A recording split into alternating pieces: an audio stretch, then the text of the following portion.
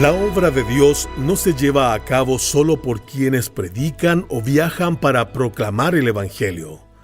También avanza gracias a creyentes que apoyan y sostienen a los siervos de Cristo de diversas maneras.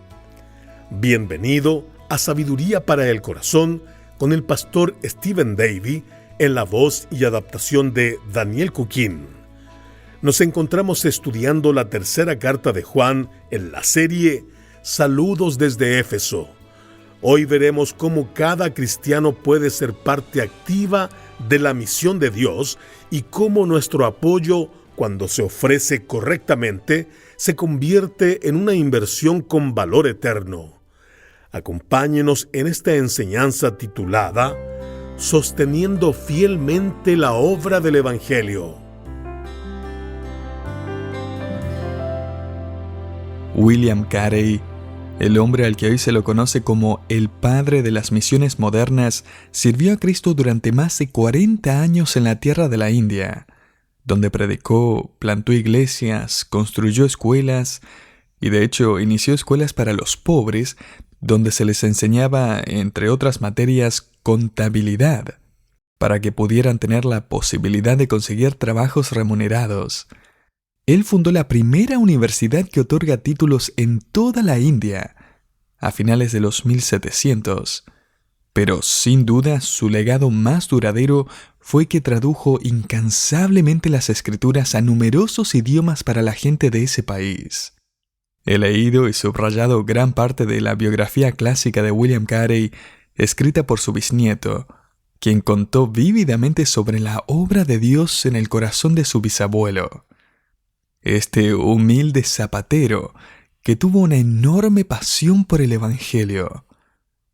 Cuando era joven tenía un mapa del mundo colgado sobre su banco de trabajo, y cuando reparaba zapatos, él pensaba y él oraba por las millones de personas no alcanzadas por todo el mundo. A pesar de enfrentar una tormenta de críticas de parte de su denominación por querer salir de Inglaterra para ganar a los perdidos en India, Carey siguió adelante. Providencialmente se hizo amigo cercano de 4 hombres piadosos que prometieron apoyarlo. Carey a menudo describía su labor misionera como descender a la mina de oro de la India. Esa idea se volvió muy común entre ellos, y desarrollaron su propia pequeña expresión llamada la promesa de sujetar la cuerda. Carey decía, «Yo bajaré a la mina si ustedes sostienen la cuerda». Antes de partir de Inglaterra y descender a la India, donde daría su vida, uno de los 4 que lo apoyaban económicamente dijo, «William Carey nos hizo jurar a cada uno de nosotros, por así decirlo, en la boca del pozo, que mientras viviéramos, nunca deberíamos soltar la cuerda». Y me complace informarle, querido oyente, que los 4 hombres mantuvieron su palabra hasta el día de su muerte. Nunca soltaron la cuerda. Como verá, es fácil concentrarse en los asombrosos logros de William Carey, y con razón. Y es fácil concentrarse en sus biografías, y he leído varias de ellas, pero desafortunadamente es demasiado fácil pasar por alto a estos 4 hombres y los grandes desafíos que hicieron mientras sostenían la cuerda. Sus biografías nunca se han escrito en esta tierra, pero sus biografías se han registrado en el cielo. Las vidas de Fuller y Pierce y Ryland y Sutcliffe son desconocidas para nosotros, pero no son desconocidas para el Señor Jesucristo. Y déjeme decirle que tampoco eran desconocidas para William Carey. Ellos sujetaron la cuerda mientras bajaba. Resulta que el apóstol Juan está escribiéndole una carta a un sujetador de cuerdas llamado Gallo. Y en caso de que lo ignore, él nos informará que cada uno de nosotros tiene un papel que desempeñar, ya sea orando, enviando, dando, oyendo. Todos jugamos un papel fundamental a la hora de sujetar la cuerda. Le invito a que me acompañe en su Nuevo Testamento a ver una lección inspirada sobre cómo sujetar correctamente la cuerda. La encontramos en la tercera carta de Juan. El sostenedor de la cuerda es un hombre llamado Gallo, y Gallo tiene una gran reputación por preocuparse por los predicadores, evangelistas y embajadores del Evangelio que pasaban por su vecindario, por los William Carey del primer siglo. Llegamos al versículo 5 donde dice: Amado, o mi queridísimo amigo, fielmente te conduces cuando prestas algún servicio a los hermanos, especialmente a los desconocidos, los cuales han dado ante la iglesia testimonio de tu amor, y harás bien en encaminarlos como es digno de su servicio a Dios, para que continúen su viaje. 3 Juan 5 y 6. En primer lugar, permítame señalar que Gallo es elogiado aquí por el apóstol Juan por tener una reputación fiel. Juan escribe: Gallo, estás actuando fielmente, te conduces fielmente, con lealtad al Evangelio y a los obreros del Evangelio. Es decir, Gallo es leal al Evangelio hasta el punto de hacer grandes sacrificios. Él ha abierto su casa, su despensa, su habitación de huéspedes y su chequera. Él ha abierto su vida a estos hermanos embajadores de Cristo. ¿Y quiénes son estos hermanos? Juan simplemente los llama los hermanos, aquí en el versículo 5. Luego se refiere a ellos en el versículo 8 diciendo que debemos acoger a tales personas. Juan está usando un vocabulario que distingue a cierto tipo, cierta categoría de hombres conocidos por el hecho de que han emprendido viaje, están de camino, por así decirlo, para difundir el Evangelio. Ahora, cada miembro de la iglesia es un embajador de Cristo. Pero este era un grupo de hombres que estaban cumpliendo esta labor yendo de pueblo en pueblo predicando. Y como ya hemos comentado, no existían hoteles familiares en el primer siglo. Si viajaba por uno de los caminos pavimentados romanos, es posible que se encontrara con una de las posadas que eran construidas a intervalos de unos 80 kilómetros y servían como hoteles. Varios autores que investigué escribieron que estas posadas eran notoriamente inseguras. Los ladrones estaban esperando. Los espías del gobierno estaban escuchando. Los alojamientos estaban sucios, la comida era mala, las habitaciones estaban infestadas de pulgas y el precio por quedarse una noche era exorbitante.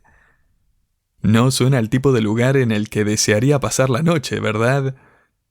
Y por esa razón la gente no solía viajar sin algún tipo de carta de presentación o recomendación. Se la darían a algún familiar o amigo lejano para que ellos lo alojaran, y los cristianos hicieron lo mismo. De hecho, esta carta, 3 de Juan, sirvió para recomendar a un hombre llamado Demetrio, y así Gallo le brindara hospitalidad. Hablaremos de él más tarde. Entonces, ¿puede ponerse en los zapatos de Gallo? Suena el timbre una noche y hay un desconocido a la puerta. Nunca lo había visto antes.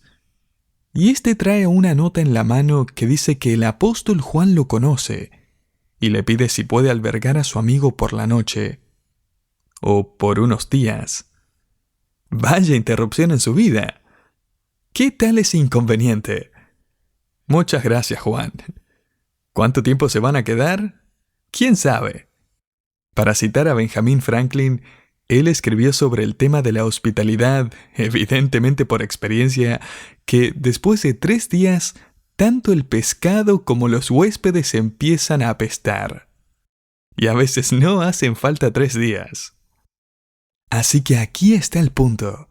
Gallo es más fiel en el cuidado de los demás que en el cuidado de su propia comodidad. Él es un gran ejemplo a seguir. Permítame señalar una cosa más sobre Gallo. Él no solo tiene fama de ser fiel, él también tiene fama de ser amoroso. Note nuevamente el versículo 6, donde Juan señala que ellos han dado testimonio de su amor. ¿Y no le parece interesante que Juan no lo llamó hospitalidad? Aunque lo era. Él no lo llamó cocinar, limpiar, conversar, alimentar, dar, apoyar y albergarlos. Juan simplemente lo llamó amor. Y eso se debe a que toda la comida, la limpieza, la conversación, su cuidado y generosidad fueron demostraciones de amor, arraigadas en amor agape, que es la palabra que Juan usa aquí. Es la palabra que se usa en todo el Nuevo Testamento para describir el amor de Dios. Y evidentemente su amor fue tema de conversación y llegó a oídos del apóstol Juan. Estos invitados testificaron en la iglesia, es decir, en una reunión de la iglesia. Y evidentemente la noticia ya había viajado de regreso a Éfeso, donde vive Juan, y toda la iglesia había escuchado acerca de la hospitalidad de Gayo. Obviamente Dios quería que el testimonio de Gayo fuera contagioso, que se transmitiera al resto de nosotros. Y ahora Juan insta a Gayo a que siga haciendo lo mismo. Fíjese en la última parte del versículo 6, y harás bien en encaminarlos como es digno de su servicio a Dios, para que continúen en su viaje. Lo estás haciendo muy bien, Gayo. Sigue así. La palabra que se traduce aquí como bien, harás bien, es una palabra que a menudo se traduce como bueno o hermoso. Solemos usar esa palabra hermoso o bello de la misma manera que Juan la usa aquí. Cuando estamos viendo un partido de fútbol y decimos, esa fue una jugada bellísima. O cuando agradece a alguien que ha hecho algo amable y le dice, qué hermoso lo que hizo por esa persona. Bueno, Juan está diciendo, Gayo, qué hermoso es lo que hiciste por esos siervos del Señor. Lo estás haciendo muy bien. Sigue así. Y ahora note el estándar para nuestro apoyo a aquellos cuyas vidas están entregadas al Evangelio. Juan escribe en el versículo 6, harás bien en encaminarlos como es digno de su servicio a Dios. Encamínalos de una manera digna de Dios. Podríamos entender aquí que Juan está escribiendo que debemos cuidar a los misioneros, los trabajadores de la iglesia y los representantes del Evangelio de una manera que Dios consideraría digna.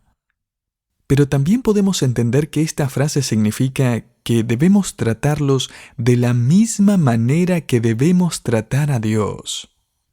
Gayo, sírvelos como servirías a Dios mismo. Imagínese si Jesús se presentara a su casa. ¿Lo pondría a dormir en el piso o en su mejor habitación?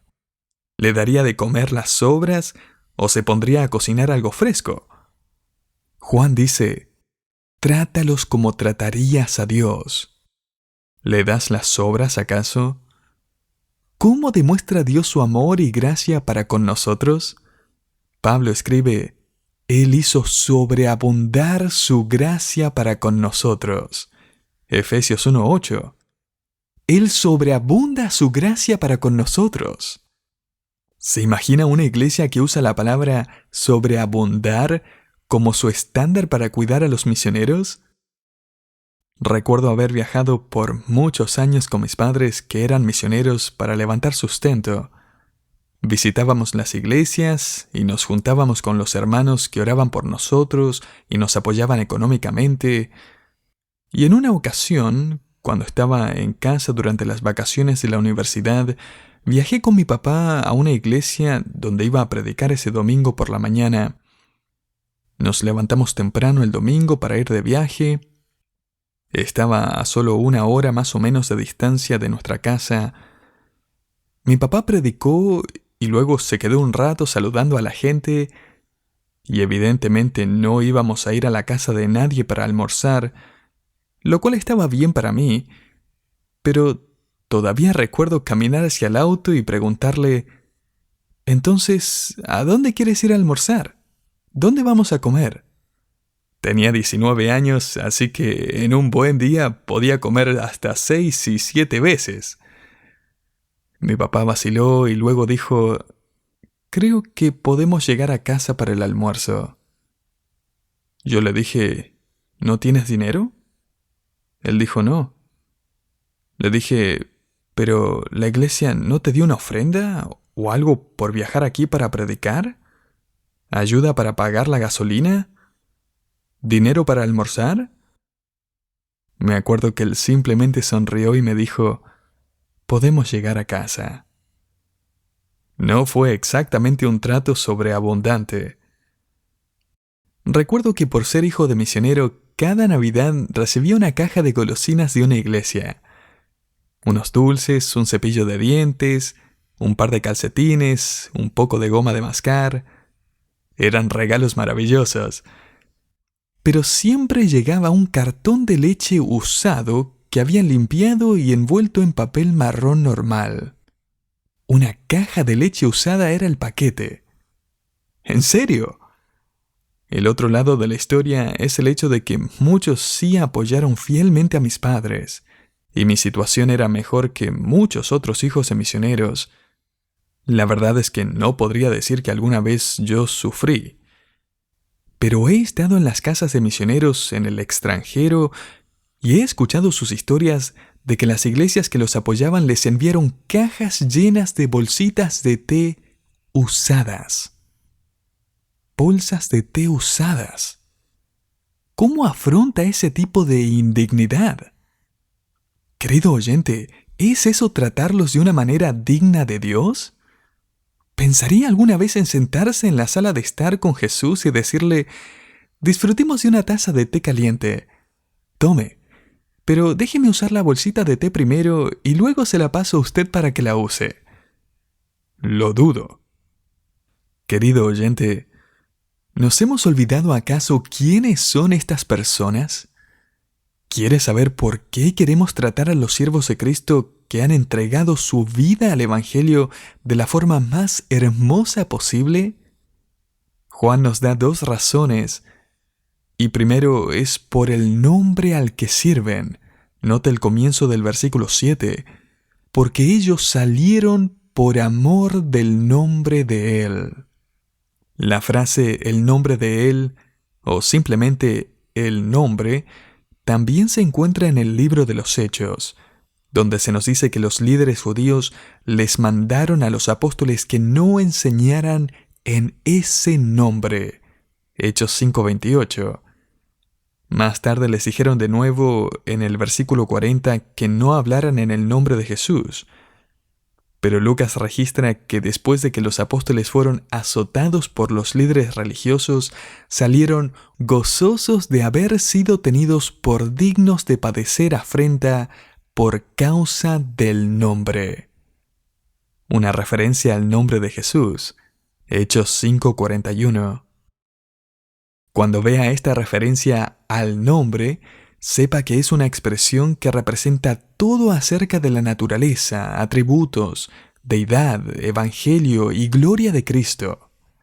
Es por eso que su nombre es sobre todo nombre, Filipenses 2:9, porque su nombre representa todo lo que Él es, y Él está por encima de todo lo que existe. De hecho, los apóstoles predicaron que en ningún otro hay salvación, porque no hay otro nombre bajo el cielo dado a los hombres en que podamos ser salvos. Hechos 4:12. El Evangelio y el nombre de Jesús están exclusiva, absoluta, completa e inseparablemente unidos entre sí. Una de las cosas que escuchamos cada vez más en estos días es que todas las religiones adoran básicamente al mismo Dios, solo que usan nombres diferentes. El Dios del cristianismo, judaísmo, islam, budismo, hinduismo, muchos dioses o un solo Dios, pero todos apuntan al mismo Dios. Y sea cual sea el Dios que esté allí arriba, va a ser condescendiente y va a dejar a todos entrar. El mundo del apóstol Juan decía básicamente lo mismo. Los griegos y los romanos tenían sus panteones separados de dioses y diosas, pero a medida que los mundos griego y romano se fusionaron, efectivamente dijeron, no se preocupen, ustedes los griegos llaman a su dios principal Zeus y nosotros los romanos lo llamamos Júpiter. Pero es el mismo dios, solo lleva un nombre diferente. Pero cuando apareció el apóstol Pablo, él no dijo, ustedes los griegos lo llaman Zeus y ustedes los romanos lo llaman Júpiter, pero los cristianos lo llamamos Jesús. Así que no hay problema, son todos iguales. Para nada. De hecho, lo que Pablo dijo fue, apártense de estas vanidades, estos vanos objetos de adoración, y conviértanse al Dios vivo. Hechos 14:15. Ustedes que apoyan a aquellos que dan su vida al ministerio del Evangelio, ustedes que están sosteniendo las cuerdas para aquellos que están descendiendo a las regiones oscuras de incredulidad, dando testimonio de la luz del Evangelio, del nombre, y aquellos que creen, escribe Juan en su Evangelio, tendrán vida en su nombre. Juan 20:31. Ese es el por qué sujetamos la cuerda. Ellos son dignos de nuestro generoso apoyo debido al nombre al que sirven. En segundo lugar, merecen nuestro generoso y leal apoyo por la vida que sacrificaron. Note el versículo 7 nuevamente. Porque ellos salieron por amor del nombre de Él sin aceptar nada de los gentiles. El término gentiles simplemente se refiere a aquellos que no creen en el Evangelio. Son incrédulos. Para aplicar este principio bíblico a la iglesia de hoy, la iglesia no le pide al mundo que financie su misión. La iglesia no les escribe a los incrédulos pidiendo dinero. La iglesia no se pone a vender con la esperanza de que los incrédulos compren nuestras cosas para poder enviar hermanos al campo misionero. Eso degrada el Evangelio.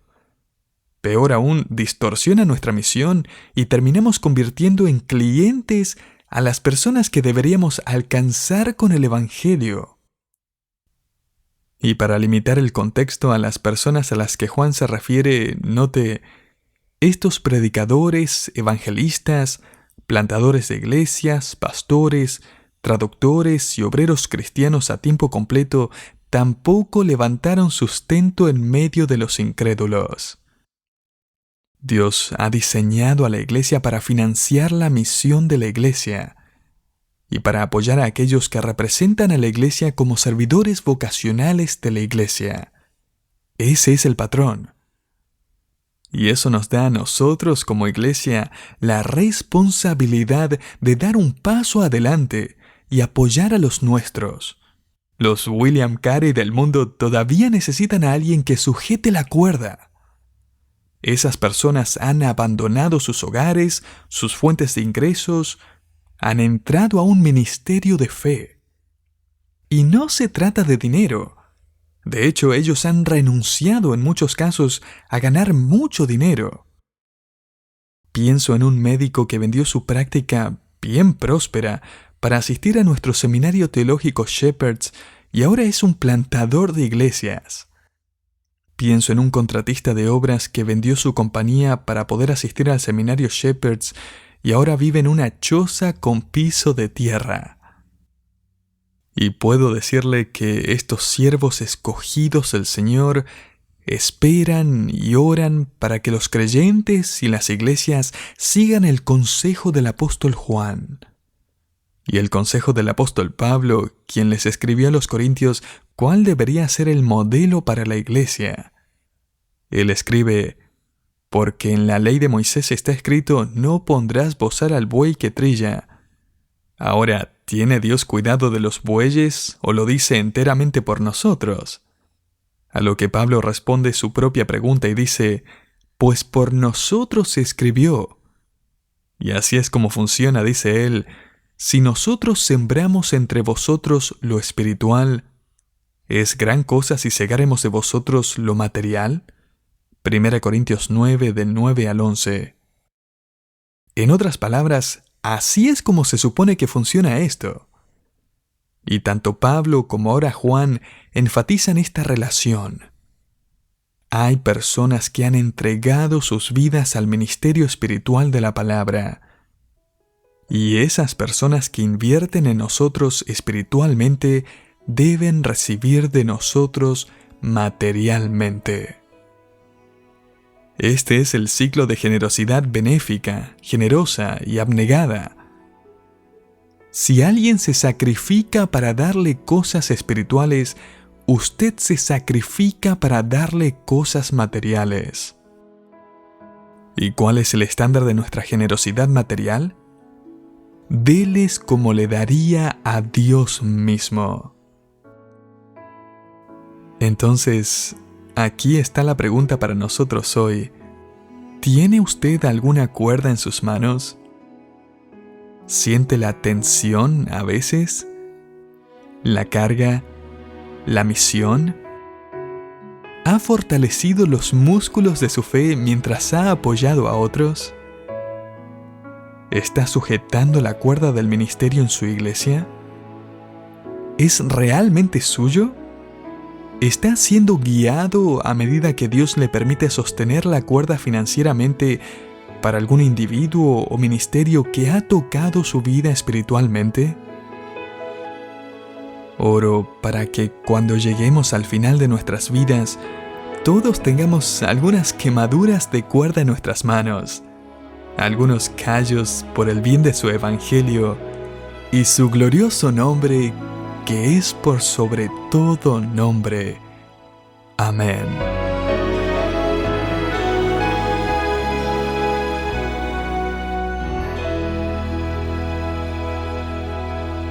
Apoyar a quienes proclaman el Evangelio es más que un acto de generosidad. Es una inversión con valor eterno que nos permite participar en la obra de Dios. Gracias por acompañarnos en Sabiduría para el Corazón, una producción del Ministerio Sabiduría Internacional. Hoy estudiamos la lección titulada Sosteniendo fielmente la obra del Evangelio, parte de nuestra serie Saludos desde Éfeso. Si desea ser parte de nuestra misión y ayudarnos a seguir llevando la palabra de Dios a más personas en todo el mundo, le invitamos a orar por nosotros y apoyar Sabiduría Internacional a través de sus ofrendas. Visite sabiduriainternacional.org/ofrendar para convertirse en un colaborador de Sabiduría hoy mismo. Gracias por invertir en lo eterno junto a nosotros. Lo esperamos en el próximo programa de Sabiduría para el Corazón. Bendiciones.